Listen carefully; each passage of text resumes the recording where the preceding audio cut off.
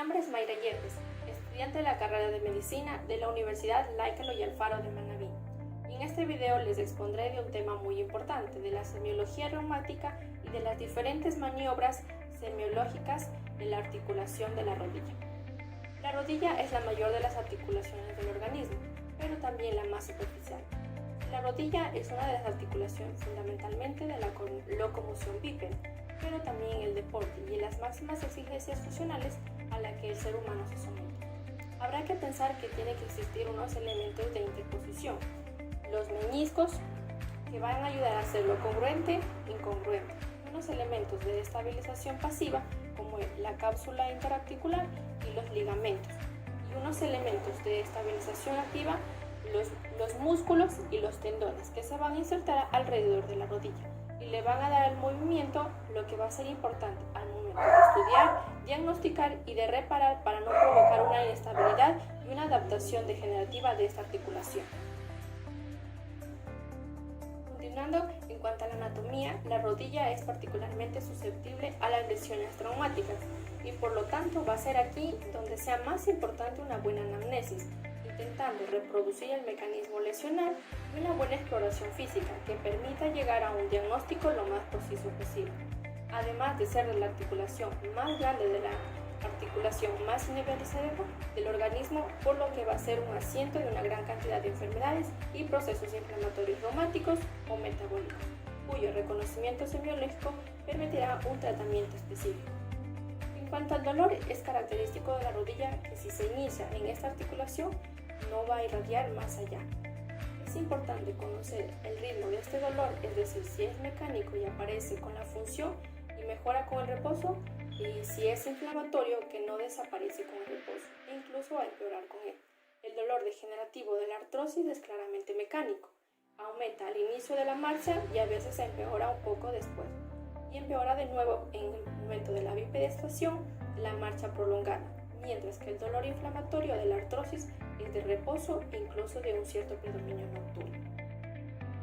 La artrocentesis y el examen del líquido sinovial complementará la anamnesis inicial de un líquido hemático franco sin grasa que va a sugerir una lesión del ligamento cruzado anterior, mientras que si contiene gotas de grasa hará pensar de una fractura osteocondral, o un líquido amarillento intenso sugiere una sinovitis de cualquier origen, mientras que un líquido de color amarillento limón se ve más en lo que es las artropatías metabólicas como la condrocalcinosis, y un líquido amarillento oscuro se va a descartar lo que es una sinovitis nodular pigmentada, en lo que es las artritis sépticas, y el líquido va a ser purulento.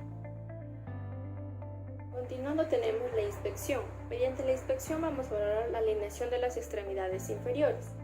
En primer lugar, y con el paciente en bipedestación, deberemos valorar la alineación de las extremidades inferiores. En condiciones normales, el eje del muslo respecto al eje de la pierna formará un ángulo de 5 grados abierto hacia afuera, conocido como el valgo fisiológico. A partir de ahí observamos hay unas posibles desviaciones axiales de los ejes mecánicos de la rodilla en el plano frontal, genu varum y genu flexo. Tenemos en el plano antero-posterior el genu recurvatum. En cuanto a lo que es el genu varum, las rodillas tienden a separarse mientras que las piernas se juntan por abajo, es decir, el eje mecánico de la extremidad pasa por dentro de la línea media de la rodilla. Genu valgo. El genu valgo, por lo contrario, las rodillas se juntan y las piernas se separan relativamente y adoptan el típico aspecto en forma de X. Las extremidades inferiores, es decir, el eje mecánico pasa por fuera de la línea de la rodilla. Se valora el genu valgum por la distancia intermalleolar expresada de los centímetros, y se va a valorar el varum por la distancia entre los ambos cóndilos femorales internos. Y el genu flexum o desviación anterior de la rodilla, esta es una desviación hacia adelante por la disimetría de las extremidades inferiores. Un trastorno neurológico que curse con una especificidad de las isquiotibiales, o un proceso séptico, o un déficit de extensión, o tipo degenerativo, o en caso de postraumático. El genu recurvatum, la rodilla se va a desviar hacia atrás. Continuando con la inspección, tenemos lo que es las atrofias musculares. Con el paciente ya en decúbito supino, observaremos si hay posibles atrofias musculares. Especialmente vamos a inspeccionar el músculo del cuádriceps y muy particularmente el vasto interno, y un signo indirecto muy orientado de sufrimiento articular. Las tumefacciones localizadas. La inspección nos va a permitir también la presencia de tumefacciones localizadas. Así, una tumefacción redondeada en la región poplitea, generalmente en la zona posterior-interna, va a hacer relación de la inserción del semimembranoso, que ha de hacer pensar en un quiste popliteo de contenido sinovial, el conocido quiste de Baker. Una tumefacción localizada en la cara anterior de la rodilla hacemos pensar en un ideograma, como en este caso es la brucitis perrotuliana o infrarrotuliana, el llamado popularmente mal de las monjas o mal de las fregonas, porque parece hacer que se origina por estar mucho tiempo de rodillas. Otras tumefacciones localizadas pueden corresponder a la inflamación de la grasa de Hoff, muy característico en las mujeres, la secuela de una enfermedad de Osgood, como en este va a ser por encima de la tuberosidad tibial anterior, o de una brucitis anserina, si corresponde a una inflamación de la inserción distal de los isquiotibiales internos, tendones de la pata de ganso, a la cara anterointerna de la tibia. Mediante la inspección vamos a valorar la piel. Por inspección valoraremos también lo que es la piel, si hay en caso de cicatrices, su color y la presencia de estigmas cutáneos. Como en el caso, por ejemplo, puede haber, si vemos que hay eritema, eso nos puede denotar de que el paciente tenga una artropatía inflamatoria. En caso de haber lesiones psoriásicas, bueno, esto es que usualmente del 9 al 10% aproximadamente de artropatías psoriásicas. Y en el caso también que podemos valorar fístulas. Mediante la inspección también valoraremos la situación de la rótula, que no siempre va a estar centrada a la altura relativamente correcta. Una rótula lateralizada es signo de desviación rotuliana y es frecuente de ver en lo que es el geno valgo o por un fenotipo habitualmente femenino, de hecho el llamado síndrome de hipertensión externa rotuliana.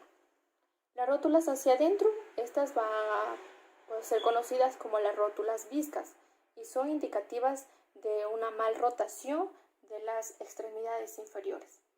La rótula excesivamente alta va a ser conocida como la patella alta y que puede dar lugar a un aspecto llamado como jiba de camello, mientras que una patella baja se ve después de una cirugía con un elemento más de la ponartrosis que cursa con una disminución de la posibilidad de flexión. Otro punto importante, tenemos la palpación. Usualmente la palpación vamos a hacer con el dorso de la mano, vamos a palpar ambas rodillas. Y si hay alguna intensidad de temperatura, usualmente las rodillas tienen una temperatura menor a la pierna y el muslo. Y también tenemos que comparar ambas rodillas si hay alguna valoración de temperatura. En este caso está normal. Mediante la palpación vamos a valorar también en caso de que haya un aumento de la temperatura, esto vamos a ver que es una presencia de una infección o sinovitis, o de una parte de la rodilla va a ser presencia de una brucitis localizada. Mediante la palpación también vamos a valorar la presencia de las crepitaciones articulares, que sea de origen femoropatelar, de origen sinovial, que se pone de manifiesto en flexo extensión de la rodilla.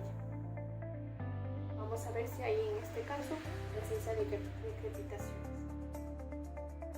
La presencia también, mediante la palpación, podemos ver la presencia de puntos dolorosos, tanto articulares como extraarticulares. En este caso, vemos que todo está normal, no hay presencia de dolor.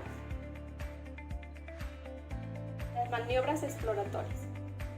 En esta parte vamos a las maniobras exploratorias de la rodilla. Generalmente se van a dividir en maniobras rotulianas, meniscales y de estabilidad de la rodilla. Con 7 maniobras se puede realizar una exploración básica de la rodilla de forma rápida y fiable. Empezando tenemos las maniobras rotulianas. La maniobra continuación tenemos la maniobra de choque rotuliano o rótula bailarina. Para este procedimiento con el paciente en decúbito supino, vamos a presionar con una mano presionada desde arriba del fondo suprarrotuliano y con la otra vamos a presionar contra el fémur. Vamos a hacer una resistencia elástica de la rótula. Vamos a hacer una resistencia o un desplazamiento en el saco suprarrotuliano. Si va a ser positivo en caso de que el líquido rebote y asciende y se va a comprimir, haciendo que se ascienda, es decir, una presencia del líquido articular en la rodilla. Otra de las maniobras es la maniobra de cepillo. Este procedimiento se va a realizar con el paciente en decúbito supino. Se presiona con la palma de la mano la mitad superior e inferior de la rótula. Se realizarán movimientos laterales, cráneo-caudales de la rótula, así también como movimientos laterales de la rótula. La valoración de la manera fisiológica se produce un desplazamiento indoloro y bilateral de la rótula, así que aparece crepitación y tendencia de luxación. Se encuentra una crepitación que indica una condropatía o artrosis retrorotuliana, y si hay aumento del desplazamiento lateral medial, va a indicar una laxitud ligamentosa o subluxación de la rótula o una tendencia a luxación.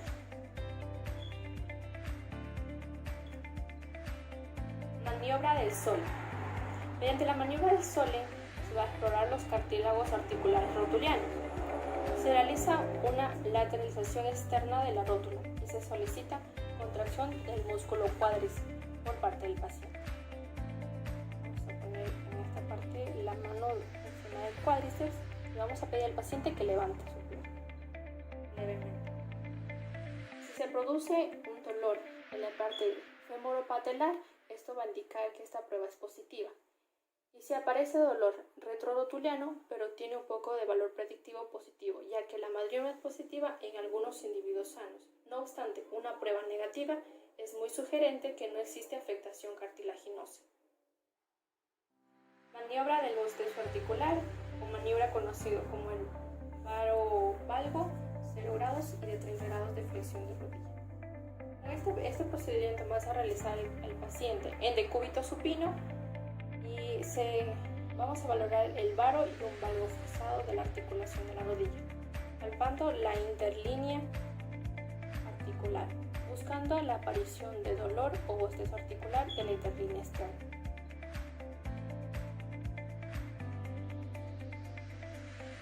Varo forzado interno y un valgo forzado externo.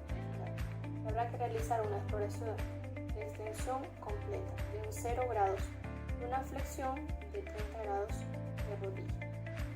La valoración de 30 grados hace que se exploren los ligamentos laterales y de forma aislada, mientras que con una extensión completa también se valorará lo que es la cápsula y los ligamentos cruzados. En un segundo grupo tenemos las maniobras meniscales, la maniobra de McMurray. En este procedimiento vamos a colocar al paciente en decúbito supino con la rodilla y la cadera completamente flexionadas. Vamos a sujetar la rodilla palpando la interlínea articular con una mano y con la otra mano el pie, efectuando una rotación externa e interna de la rodilla. Interna y externa. Manteniendo la pierna en una posición realizada de la extensión a la rodilla.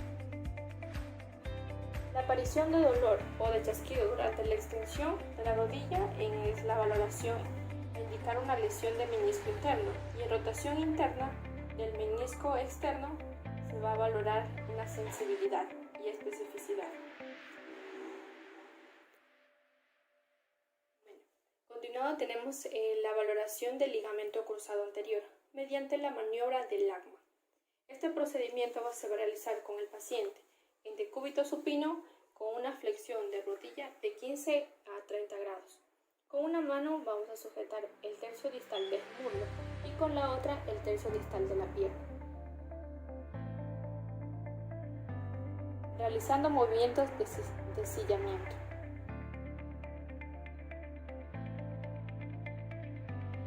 Si existe lesión del ligamento cruzado, se produce un desplazamiento de la tibia respecto al fémur en más de 5 milímetros. Y si el test es positivo, conviene hacerlo de la otra rodilla para descartar la fractura ligamentar.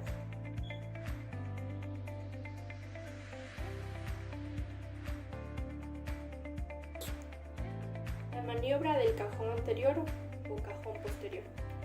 Este procedimiento se va a realizar con el paciente en decúbito supino, con la articulación de la cadera flexionada a 45 grados y la rodilla a 90 grados, con las nalgas fijas del paciente sobre el pie del paciente. En esta posición.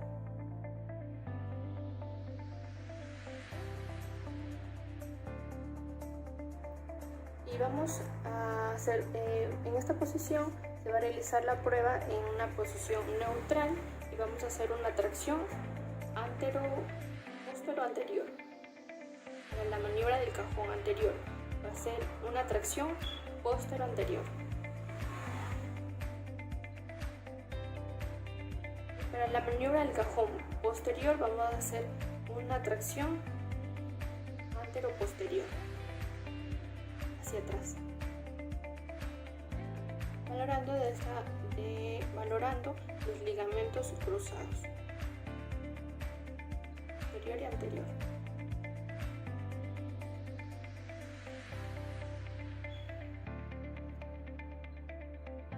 Tenemos la maniobra de Moragas. Esta con la pierna flexionada en 90 grados del paciente, con una fuerte aducción, haciéndola cabalgar sobre la rodilla. Vamos a colocar un dedo aplicando sobre la interlínea. Inmediatamente por delante del ligamento lateral. Se indica al paciente de extender lentamente la rodilla contra ligera resistencia. Si hay un dolor agudo y prominencia del menisco en la interlínea, se va a hacer presente lo que es ruptura del menisco. Finalmente vamos a traccionar en una posición alta. Otra de las maniobras tenemos la maniobra de la oleada. Con el paciente en decúbito supino y con la rodilla totalmente extendida, vamos a examinar el lado medial de la rodilla, que se aproxima lateral empujando el líquido intraarticular. En el caso de que estuviera presente, se mantiene una presión medial con la mano, aplicando una presión sobre la cara lateral de la rodilla. Simultáneamente, ligera a la cara medial, se va a observar si ocurre un aumento brusco del volumen. En este caso, si el test es positivo, cuando hay una reaparición del aumento del volumen de la cara medial de la rodilla al aplicar la presión lateral.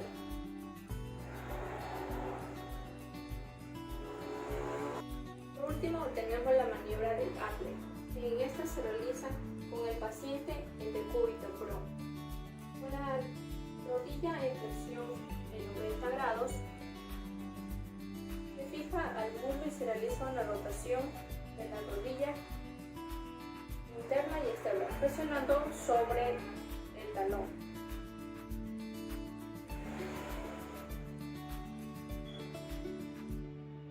Presionamos la rodilla contra la canilla. El dolor con la rotación interna indica una patología del menisco externo y viceversa. En ambas maniobras, la rotación de la rodilla se lleva a cabo girando el talón interno y externo. Y es este el que marca donde existe la lesión. Si el talón apunta hacia el menisco interno, la rotación externa de rodilla, se sospechará una meniscopatía interna o visceral. Por último, también se realizará una leve tracción.